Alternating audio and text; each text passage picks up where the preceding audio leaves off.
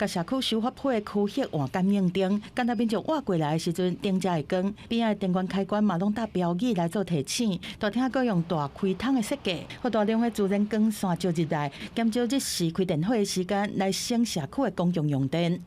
天气适当的部分是用电风扇来做对应，原本是采用全开的电，现在把它改成是感应式的，让社区的省电部分可以更全面。到这个里面活动中心，因为逐工拢有各种团控活动，是需要长时间来用电。即摆你有除了换 LED 这灯光，嘛改用1级的省电冷气配4台电风，来互室内降温和省电。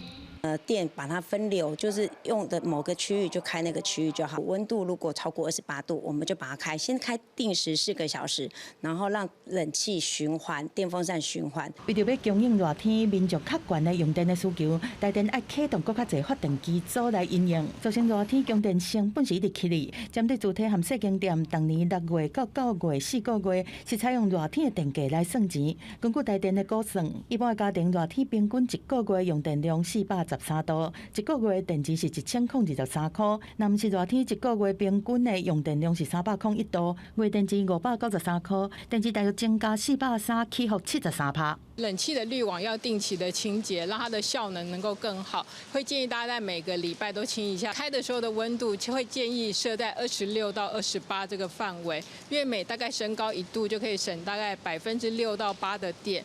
台电强调讲，在增加的电池内面有7成是因为用电量增加，敢若3成是受热天的月电价影响，而且是对民国78年开始实施季节的电池制度。那毋是热天电池会较少，那拄到热天电池就会较侪。